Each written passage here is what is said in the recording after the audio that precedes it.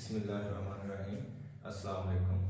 मेरा नाम है मोहम्मद अब्दुल्ला शाहिद और आज हम लोग जो है वो केमिस्ट्री सेकेंड ईयर का टॉपिक चैप्टर नंबर 7 का sources of organic compound discuss करने जा रहे हैं।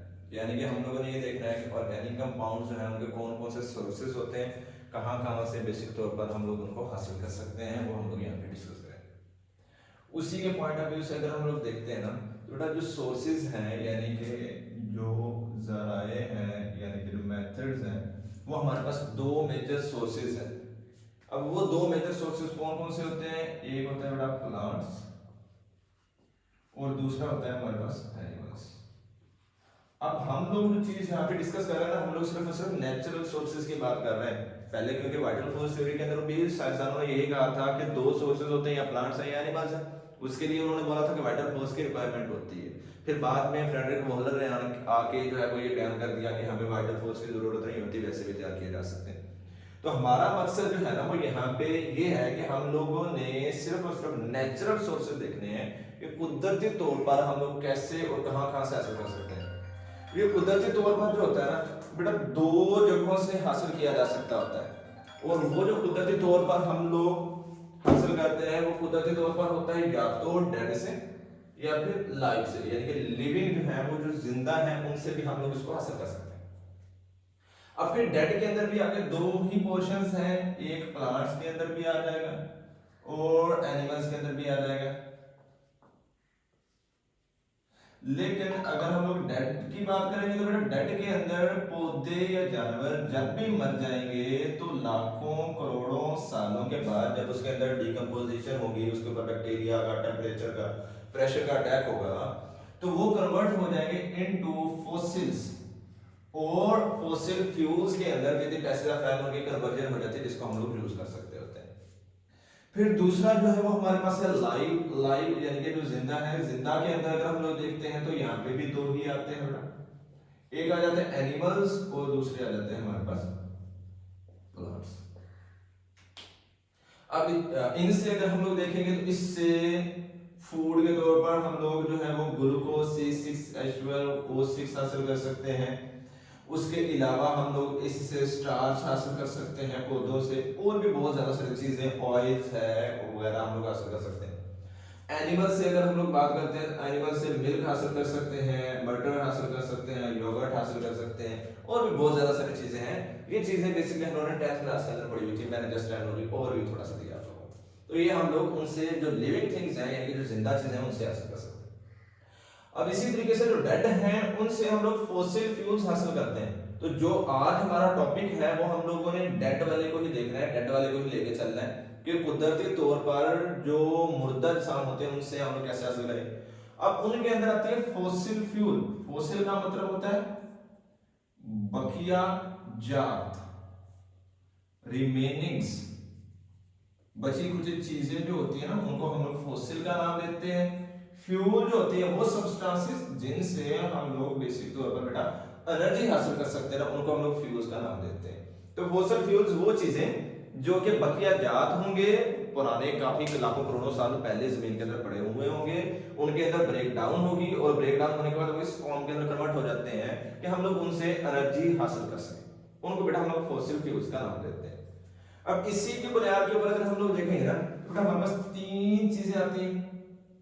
एक है कोल, दूसरी हमारे पास आती है नेचुरल गैस, और तीसरी हमारे पास आती है पेट्रोलियम। अब तीन चीजें। अब ये जो कोल है ये हमारा होता है सॉलिड स्टेट ऑफ मैटर, मादे की तीन हालतें हैं ना, तो ये जो सॉलिड स्टेट है वो कोल है, और गैसीय स्टेट नेचुरल गैस होती है, और पेट्रोलियम जो होता है ना ये liquid state of natural organic sources है जो कि कुदरती तौर पर मौजूद होता है अर्थ क्रस्ट के अंदर। अब इसके बाद आज जो हम लोग डिस्कस करेंगे वो होगा कोल। कोल इसको बेसिक तौर पर हम लोग कोयले का भी नाम देते हैं। अब है क्या, कोयला होता है ए ब्लैक और brownish material that is burned as a solid fuel, यानी कि ये या तो बिल्कुल ही ब्लैक कलर का, बहुत ज्यादा काले कलर का होता है या फिर ब्राउनिश कलर का भी, तो इसके अंदर डिफरेंट शेड्स आती हैं। वो शेड्स आती हैं on the base of their manufacturing, on the base of their timing, on the base of their composition, on the base of their carbon content। ये सारी की सारी जो कोयले के कलर्स के शेड्स हैं, वो हम लोग आगे भी इंशाल्लाह पढ़ेंगे। वो सारे के सारे शेड्स जो होते हैं ना, वो बेटा उनके अंदर डिकम्पोजिशन वगैरह, उनकी फॉर्मेशन, उनकी अकरेंस वगैरह की बुनियाद के ऊपर होते हैं, जो कि हम लोग इसके अंदर भी डिस्कस करेंगे।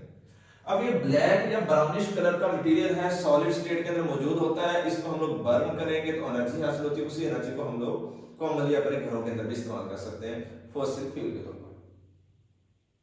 फिर नेक्स्ट आ जाता है फॉर्मेशन ऑफ कोल। फॉर्मेशन यानी कि बनता कैसे है कोयला। अब हम लोग अगर इसके अंदर ही देखते हैं तो कोई भी जो प्लांट वगैरह है, कोई भी हमारा पौधा है, जब तकरीबन हम लोग ये कहेंगे 500 मिलियन years ago कुछ भी हो जाए, जैसे कुदरती तौर पर हमारे यहाँ हम लोगों ने सुना हुआ है कि मोहनजोदारो और हड़प्पा थे, वो नेचुरल प्रोसेस के थ्रू ही खत्म हो चुके थे। जमीन के ऊपर से जलजला आ जाए, अल्लाह ना करे, या फिर बहुत ज्यादा आंधियां तूफान आए जिसकी वजह से वो दरख्त गिर जाए, उसके ऊपर फिर मट्टी आ जाए, तो फिर वो लाखों करोड़ों सालों तक जमीन के अंदर जब पड़े रहते हैं तो उसके अंदर फिर होती है डीकम्पोजिशन, उसके अंदर होती है ब्रेक डाउन। अब वो ब्रेक डाउन होगी, उसके लिए टेम्परेचर चाहिए होगा, उसके लिए और भी बहुत ज्यादा सारी कंडीशंस चाहिए होती हैं। अब वो जो कंडीशंस होती है ना for the formation of coal, कोयले को बनने के लिए कौन कौन सी कंडीशंस की रिक्वायरमेंट होती है। सबसे पहले ये होती है कि वो एक ऐसी जगह पर मौजूद हो जहां पर वो स्वैम्पी एरिया, दलदली इलाका हो ना, वहां पे थोड़ा बहुत पानी की रिक्वायरमेंट भी होती है, क्योंकि बैक्टीरिया वगैरह ने और प्रेशर वगैरह जनरेट करवाने के लिए रिक्वायरमेंट होती है। स्वैम्पी एरिया हो। फिर उसके बाद बेटा दूसरे नंबर पे हम लोग कहेंगे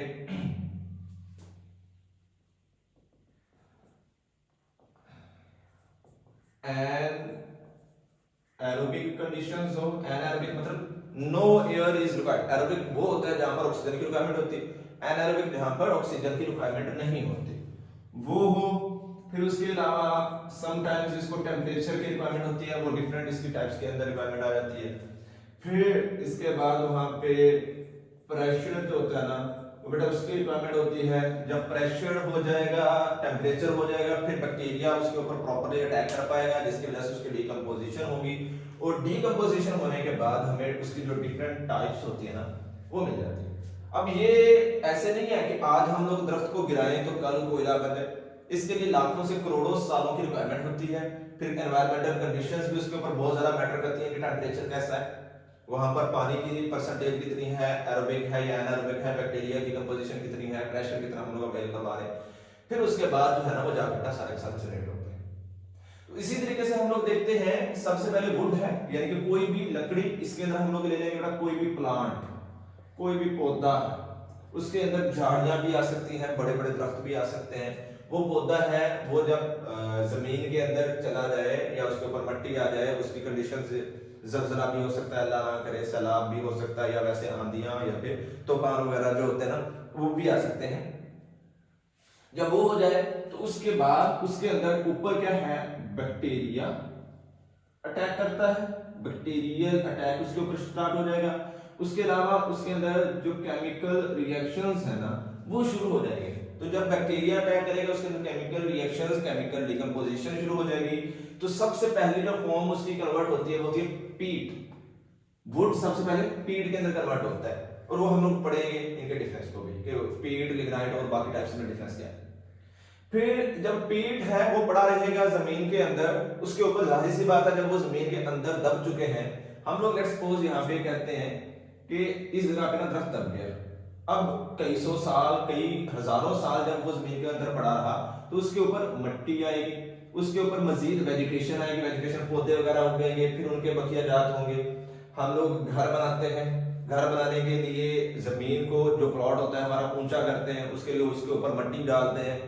इसके अलावा कुदरती तौर पर भी तूफान वगैरह चलते हैं तो उसकी वजह से मिट्टी एक जगह से दूसरी जगह, या नेचुरल प्रोसेस होता है कि वहां पर पौधे ग्रो करते हैं, वो भी ग्रो करेंगे। तो उन सभी चीजों की बुनियाद के ऊपर ना वहां पर बेटा क्या होता है कि प्रेशर जनरेट होना शुरू हो जाता है, दबाव। सेडिमेंटेशन हो जाएगी, जमा होना शुरू हो जाएगा, ऊपर जो भी वो मट्टी वगैरह या बाकी चीजें उसके ऊपर सेडिमेंट होना शुरू हो जाएगी, तो उसकी वजह से एक दबाव जनरेट होना शुरू हो जाएगा।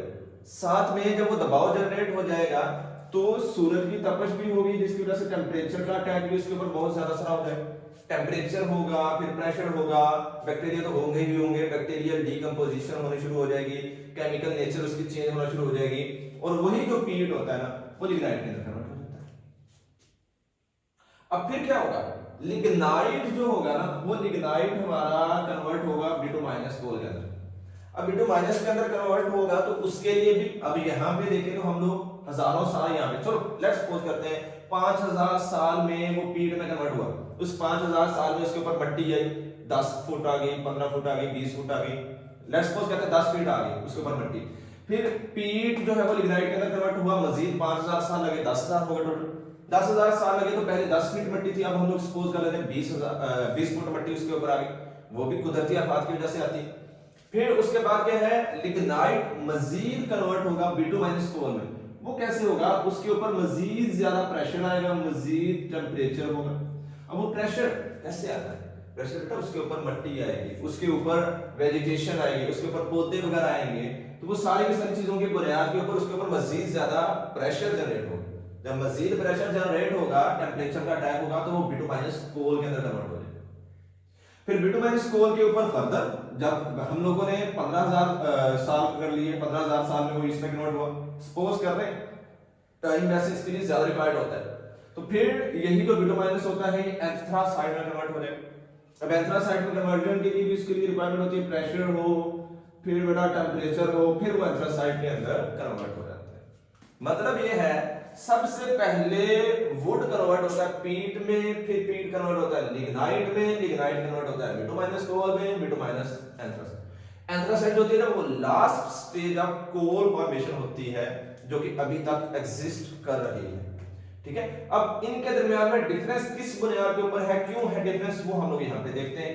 सबसे पहले बेटा इनके दरमियान में जो मेजर डिफरेंस आता है वो कार्बन की परसेंटेज का, परसेंटेज ऑफ कार्बन, यानी कि जैसे जैसे टाइम गुजरता जाएगा कार्बन की परसेंटेज ज्यादा होती जाएगी as compare to other elements, यानी कि हाइड्रोकार्बन है ना बेटा, या ऑर्गेनिक कंपाउंड है, ऑर्गेनिक कंपाउंड हाइड्रोकार्बन होंगे या उनके डेरिवेटिव होंगे, तो इनके अंदर कार्बन कंटेंट में तब्दीली आएगी।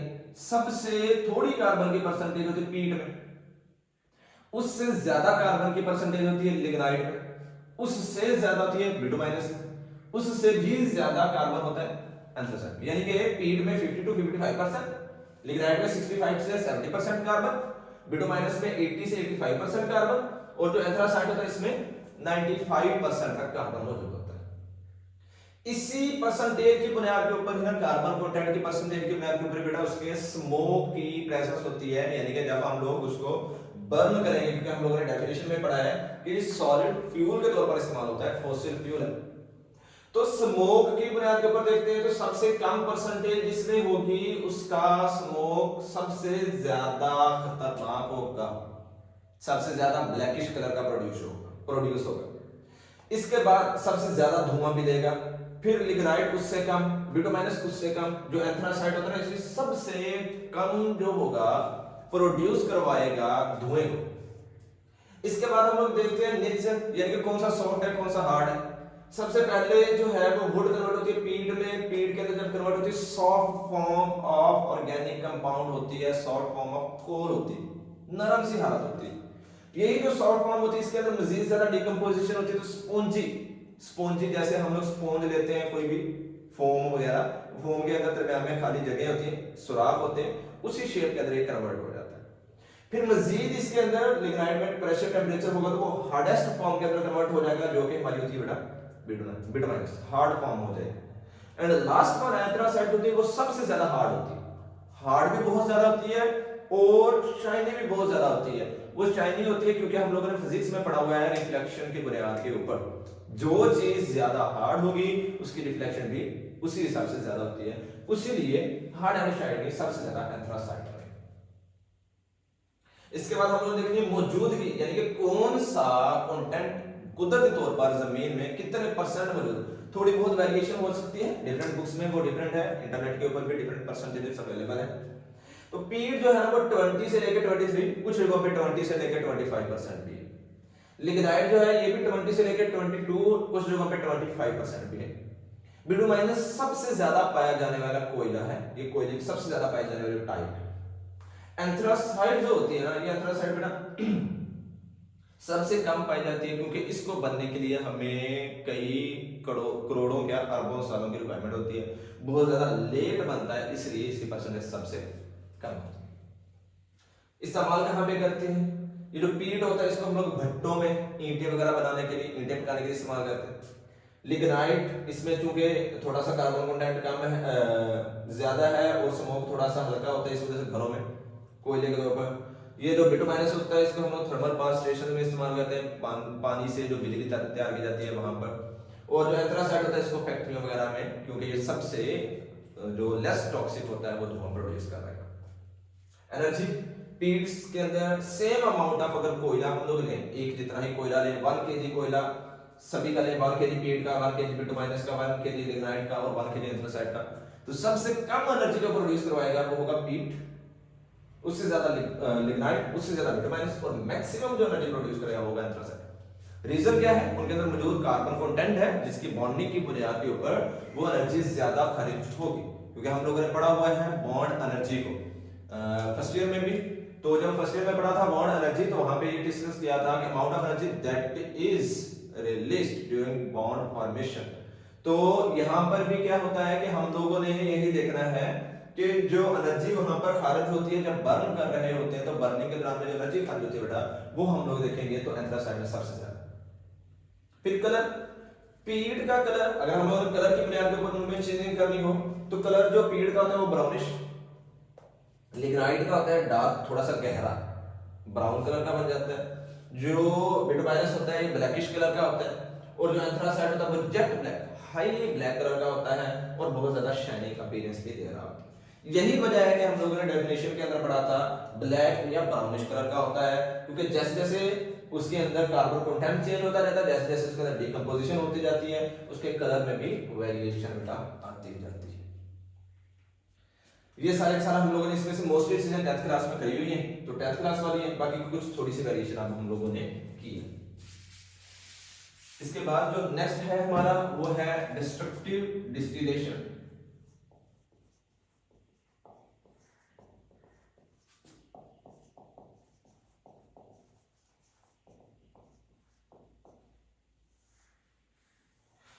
एक चीज रह गई यहाँ पे कि जो यूजेस है ना, अगर हम लोग पाकिस्तान की बात करते हैं कि पाकिस्तान में कहां पर इस्तेमाल हो रहा है, पाकिस्तान में जो है मोस्टली 80% का कोयला जो है ना बेटा हम लोग इस्तेमाल कर रहे हैं भट्टों में ईंटें पकाने के लिए, 20% जो बाकी बच जाता है उसको हम लोग घरों में या फैक्ट्रियों में इस्तेमाल कर रहे हैं। अब नो डाउट इनकी वजह से टॉक्सिसिटी पैदा होती है, जाहिर सी बात है धुआं निकलेगा, वो धुआं एनवायरमेंटल कंडीशंस को हार्म कर रहा होता है, ज्यादा पोल्यूशन का बायस बन रहा है। लेकिन फिर जब एक चीज से फायदा हासिल करना है तो नुकसान तो है ही। उसके लिए ये है कि वो जो उनकी होती है चिमनियां वगैरह, उन चिमनियों के अंदर फिल्टर्स लगाते हैं जिसकी बुनियाद के ऊपर थोड़ा सा धुएं को लेस टॉक्सिक फॉर्म के अंदर एनवायरनमेंट में खारिज किया जाता है। फिर इसके बाद 184 बिलियन के करीब जो है, बिलियन टन के करीब पाकिस्तान में सिंध के अंदर थर के मुकाम के ऊपर ज्यादातर इसके मेजर सोर्सेज हैं जहां पर ये अवेलेबल है। और पाकिस्तान के अंदर जो सिंध, पंजाब, केपी के और जो हमारा बलूचिस्तान है, उन तीनों की गवर्नमेंट कोशिश कर रही है कि ज्यादा से ज्यादा कोयले को प्रोड्यूस करवाया जाए, ज्यादा से ज्यादा कोयले को अच्छे अंदाज में इस्तेमाल किया जा सके, ताकि बेटर एनर्जी का सोर्स हो और ये ज्यादा महंगा नहीं है, लेस एक्सपेंसिव है, इसलिए इसको ज्यादा से ज्यादा ओवरकम करने के लिए ट्राई किया जा रहा है। नेक्स्ट है बेटा डिस्ट्रक्टिव डिस्टिलेशन। इसको हम लोग दूसरा नाम जो होता है ना हम देते हैं कार्बोनाइजेशन का। अब कार्बोनाइजेशन है क्या? हम लोग कार्बोनाइजेशन के अंदर देखेंगे कि इसमें ये होता है heating of coal at 500 to 10,000 degree centigrade temperature, या आप लोग हाई टेम्परेचर भी कह सकते हो, in the absence of air is known as destructive distillation. Carbonisation क्या होता है? फॉर्मेशन ऑफ कोल, या जो कोल बन गया उस कोल को हम लोगों ने हीट करके उसके अंदर से ना प्रोडक्ट को हासिल करना है। फॉर्मेशन ऑफ कोल सॉरी नहीं, हम लोग यहाँ पे ये देखेंगे कार्बोनाइजेशन वो प्रोसेस होता है जिसके अंदर हम लोग जो डिस्ट्रक्टिव डिस्टिलेशन होती है ना कोयले की वो करते हैं। डिस्ट्रक्टिव डिस्टिलेशन में ये होगा on the base of their melting and boiling point, उनके अंदर ब्रेक डाउन करवाएंगे, उनके कंपोनेंट्स को अलग-अलग करवाएंगे और वही कंपोनेंट्स जो होंगे ना तो बेटा हम लोग आगे इस्तेमाल करना शुरू कर देंगे उनको अपने सोर्सेज के तौर पर। तो उसमें ये होगा हीटिंग ऑफ कोल, कोयले को हीट करना है, गर्म करना है, यहाँ पे आप लोग बर्निंग भी कर सकते हो in the absence of air at 500 to 10,000 degree Celsius. Temperature की वेरिएशन होती है according to available coal source, coal का कौन सा सोर्स अवेलेबल है उसकी बुनियाद के ऊपर या फिर बाकी एनवायरमेंटल कंडीशंस भी होती है। तो जब बेटा हम लोग इनको हीट करते हैं तो एक चीज ध्यान में रखनी है, अगर हम लोग ऑक्सीजन या एयर प्रोवाइड कर देंगे तो हम लोगों को पता है एयर बर्निंग में हेल्प करती है। तो जब एयर बर्निंग में हेल्प करती है तो कंबशन होगी, सॉरी बर्निंग के दौरान में जब एयर आ जाएगी तो कंबशन हो जाएगी, यानी कोई चीज जल जाएगी। तो जब वो चीज जल गई तो हम लोग उसके कंपोनेंट्स को तो अलग नहीं कर पाएंगे। इसलिए ये बेहद जरूरी है कि हम लोग उनके अंदर मौजूद जो कंपोनेंट्स हैं उनको अलग करने के लिए इन the absence of air burn करें, उसके बॉन्ड ब्रेक करेंगे, मेल्टिंग एंड बॉइलिंग पॉइंट के ब्रेक पर सेपरेशन हो जाएगा। तो डिस्ट्रक्टिव डिस्टिलेशन को करने के लिए थोड़ा सा मैं डायग्राम के साथ आप लोगों को समझाने की कोशिश करूंगा कि एक हम लोग ना लेट्स सपोज यहाँ पे यूं एक ट्यूब ले लें ग्लास की बनी हुई ताकि हमें कुछ दिखाई भी दे दे। इसको नीचे से हम लोग बर्न करने के लिए लगाएंगे लैंप, इसके अंदर से एक ट्यूब लेंगे,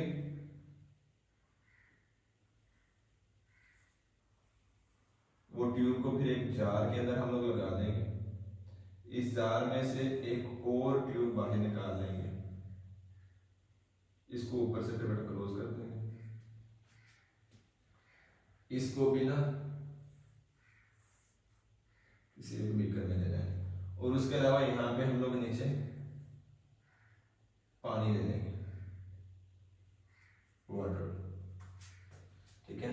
फिर हम लोगों ने करना है यहाँ पे एयर बेटा कि इधर ले लेना है हम लोगों ने कोयला, कोल लिया, उसको नीचे से हीट करना शुरू किया, बर्न किया। बर्न करेंगे तो फिर इन द एब्सेंस ऑफ एयर जब टेम्परेचर प्रोवाइड करेंगे तो इसकी डिकम्पोजिशन होगी। डिकम्पोजिशन होने के बाद यही जो होगा ना इसके अंदर से छोटे छोटे गैस के पार्टिकल्स थोड़े थोड़े वो निकलेंगे, निकल कर वो डायरेक्टली जाएंगे इस वाले बीकर में पहले। तो जब इस बीकर में जाएंगे तो इसके कंपोनेंट्स की अलैरिटी होनी शुरू हो जाएगी on the base of their melting and boiling point. हम लोग टेम्परेचर जो पानी का होता है वो थोड़ा कम रखते हैं ताकि कूलिंग इफेक्ट को जनरेट कर सके। फिर जब वो पानी के अंदर आएंगे तो पानी के नीचे यूं यहाँ पे हमारे पास ना बेटा कोल तार जो होगा वो नीचे बैठना शुरू कर जाएगा, क्योंकि वो लिक्विड फॉर्म के अंदर हमें अवेलेबल होना है, यहाँ पे उसका टेम्परेचर बाकी के मुकाबले में वेरिएबल है। फिर इसी तरीके से पानी के ऊपर हमें अमोनिकल लिक्विड जो होगा वो दिखाई देगा और जो कुछ ऐसे पार्टिकल्स होंगे जो यहाँ पर गैसेस की फॉर्म के अंदर अवेलेबल होंगे वो यहाँ से इवेपोरेट करेंगे, करने के बाद इस वाले बीकर में आके जमा होना शुरू हो जाएंगे। ये हमारा होगा कोल गैस। और जब हम लोग बर्न कर रहे होंगे तो कोयले के अलावा कुछ चीजें यहाँ पे रेसिड्यू की फॉर्म के अंदर नीचे जमा होना शुरू हो जाती है इस जगह पे, इसी टेस्ट ट्यूब में। इसको हम लोग नाम देते हैं कोक, यानी कि जब सारे का सारा कोयला बर्न कर लेंगे सारे का सारा मटेरियल इस ट्यूब में से निकल जाएगा, तो जब निकल जाएगा तो पीछे एंड के ऊपर जो यहाँ पे प्रोडक्ट बन जाएगा उसको हम लोग कोक का नाम देते हैं, ठीक है। कोक बचेगा इसी ट्यूब में। उसके अलावा हमारा बेटा जो होगा कोल तार वो नीचे पानी के नीचे तह में बैठ जाएगा, मोनिकल लिक्विड ऊपर और कोल गैस होती है ना वो हम लोग आगे से करते हैं, ठीक है। तो बेटा ये चार मेजरली चीजें इसके अंदर से हमें हासिल हो जाती होती है। जो कोल गैस होता है इसमें कार्बन मोनोऑक्साइड, इसमें हाइड्रोजन गैस और इसमें मीथेन गैस, इसमें जो होती है वो इथेन गैस और बाकी बहुत ज्यादा सारे गैसेस के कंटेंट इसमें ऑर्गेनिक कंटेंट मौजूद होते हैं जो कि मिक्सचर के फॉर्म में होते हैं। उनको बाद में हम लोग अलग-अलग भी कर सकते हैं और इसको बेटा एज ए फ्यूल हम लोग यूज करते हैं, एनर्जी के सोर्स के तौर पर इस्तेमाल करते हैं।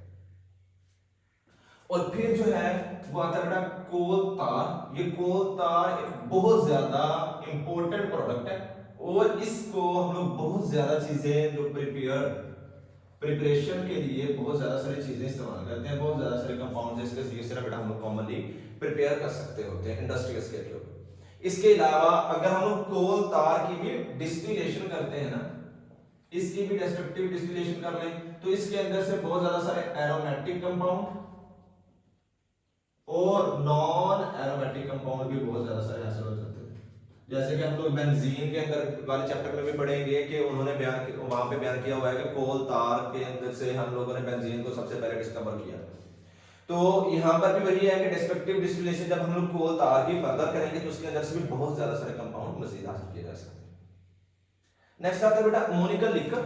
अमोनिकल जो लिकर होता है ना, इसमें अमोनिया ज्यादा मिकदार में अमोनिया जो होता है ना वो मिक्स्ड विद वाटर, पानी के साथ मिक्स हालत में मौजूद होता है। और ये जो अमोनिकल लिकर होता है, इस अमोनिकल लिकर को हम लोग फर्टिलाइजर्स के तौर पर as a source of nitrogen बहुत ज्यादा इस्तेमाल करते हैं, जो कि खादों वगैरह के अंदर भी इस्तेमाल किया जाता है। उसके अलावा जो एंड पे बचता है ना कोक, ये जो कोक होता है हम लोग कहते हैं residue that is obtained after the fractional distillation या destructive distillation of coal, वो बकिया जात जो के बचते हैं कोल की destructive distillation के बाद उसको हम लोग कोक का नाम देते हैं। इसको हम लोग गाड़ियों के टायर्स के अंदर, प्रिंटिंग इंडस्ट्री में और कलर्स वगैरह पेंट्स वगैरह बनाने में भी इस्तेमाल करते हैं। और जो कोल तार होता है इसको हम लोग इस्तेमाल करते हैं फर्टिलाइजर के तौर पर भी थोड़ा बहुत इस्तेमाल किया जाता है, पेस्टिसाइड, इंसेक्टिसाइड और दूसरे प्रोडक्ट्स बनाने के लिए भी इस्तेमाल किया जाता है। तो जी बेटा ये सारा आज का टॉपिक था। इसमें से ये जो हमारी टाइप्स हैं ये शॉर्ट क्वेश्चन के अंदर भी पूछ लेते हैं, पूरे का पूरा जो होता है वो लॉन्ग क्वेश्चन के अंदर भी पूछ लेते हैं। फिर ये जो परसेंटेज है ये हमारी क्लास में नहीं है बयान की हुई, इनके यूजेस जरूर पूछ लेते हैं, तो वो आप लोगों ने अच्छे अंदाज में इसको प्रिपेयर कर लेना। मजीद इसके रेलेवेंट कोई क्वेश्चन हो तो वो आप लोग पूछ सकते हो। गैस और जो पेट्रोलियम है ये दोनों सोर्सेज के अलग से वीडियो बनाएंगे क्योंकि काफी लंबा बन जाता है टॉपिक, इसलिए यहाँ तक काफी। मजीद कोई क्वेश्चन हो तो आप लोग पूछ सकते हो। Thank you, Allah Hafiz.